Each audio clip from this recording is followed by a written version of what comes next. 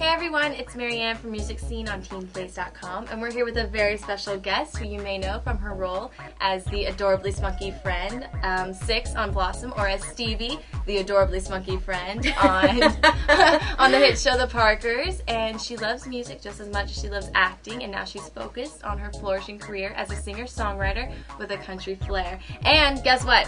Whether it be acting or music, she's still adorably spunky. Thank you so much. So the wonderful Jenna Von Oy. Hey everybody. Alright, so let's get to the questions. Let me make sure I'm spunky first. Hold on, I gotta make sure I'm getting adorably spunky. We're good. Awesome. So how has the reaction been so far with Breathing Room? It's been really amazing. I mean, this is, I've been working on this album for a very long time, or at least it's been a thought in my head for a really long time. And so there's always the concern that everybody's sort of stuck on the fact that I'm an actress and that they might not open their hearts and their minds up to my music. But so far, so good. I mean, I think because I wrote everything on the album that people really appreciate the honesty in it, and I think that that's attracting a lot more people to it than if I had gone and just chosen other people's songs and run with it. That's very cool, very cool. And you just had the release party for it, right? I did, Was that fun? Did you like that? It was amazing. I was so overwhelmed in such a good way. Yeah. First of all, a ton of my family and friends flew in from out of town. I had friends that came in from New York, Connecticut, Hawaii, Canada. The response was incredible, and honestly, it was the first time I'd ever performed with a full band. Ooh. Which I didn't want to tell anybody because Spicy. Because I was afraid I was setting myself up if I told everybody that first. But it felt so good to be on stage. I felt so much in my element, more than I really expected, which was kind of a pleasant surprise for me. I think, sometimes when you really put yourself out there and take a risk and do something that you've never done before, what comes back at you is so amazing, and you feel so much better about it, like you've accomplished so much more than you ever could have imagined because you've taken that risk and really just jumped in head first. Word. Yeah. Word. How was the recording process? Did you also produce it as well? I co-produced with two guys that are phenomenal. One guy's name is Jim Riley, and he's an independent artist and a songwriter as well. And the other one is Robert Reynolds, who was actually the bass player in a group called the Mavericks, who are insanely good. And I have a huge amount of respect for both of those guys, so we had a blast doing it. And co-producing was a neat thing. I mean, it's really great to be able to have the creative license to put all of yourself into something. It wasn't just my songs, it was all of my input. I really wore my heart on my sleeve, and so that was a very cool part of the process. It was a very long process, especially because we had a few minor mishaps. The first was that I burst a blood vessel on my vocal cord the week before I was supposed to go in to record my vocals on it.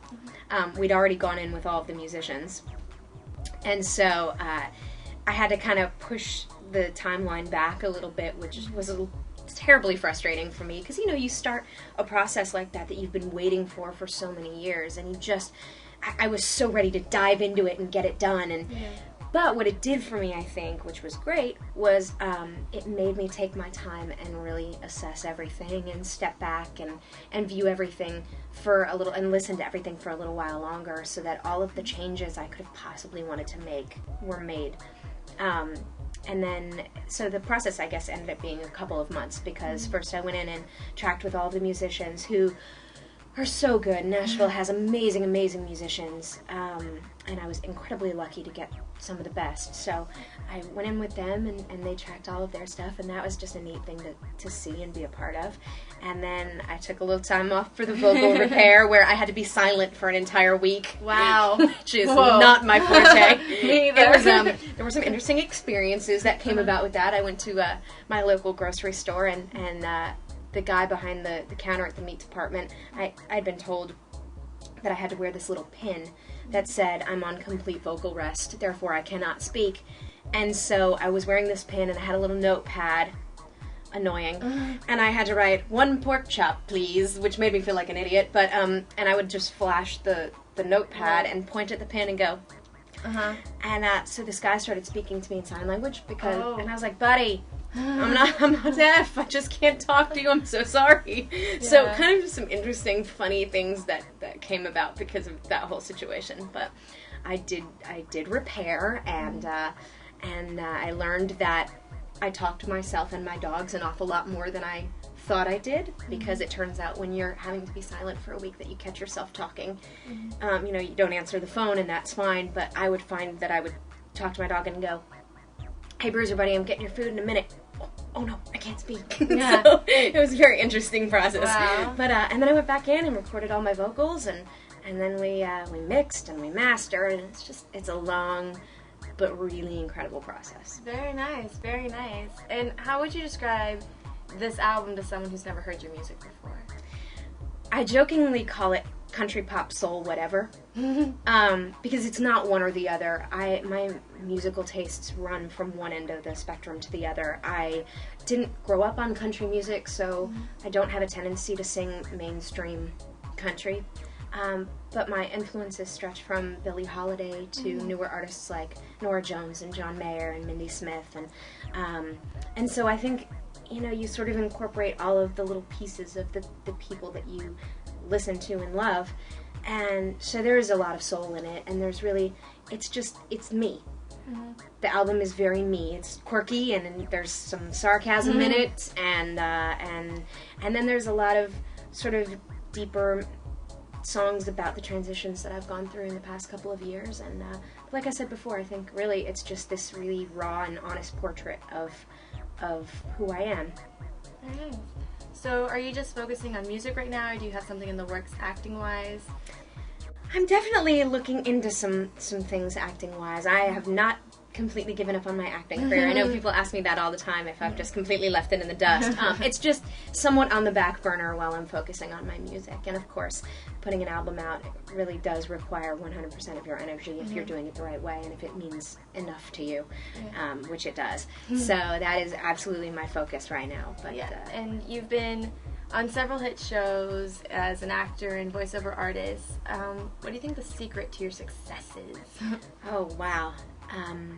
Being passionate about every bit of it, every moment of it, even the bad moments. What are your thoughts on like the teen stars and paparazzi, and how is that different from when you were on Blossom?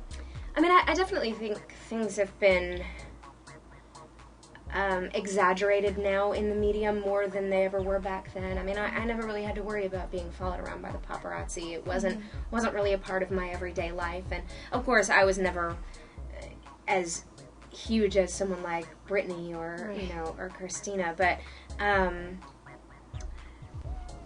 I just think if you're, you know, privacy is such an important thing, and I love my privacy, but I also respect that this is their job too, and so you kind of try and find a happy medium where you can appreciate the press and let them know that you'll give them as much as you can, and then you hope that they maintain their distance. That's worked for me. I know it doesn't necessarily work for everybody else, so you know, I've been kind of lucky with that.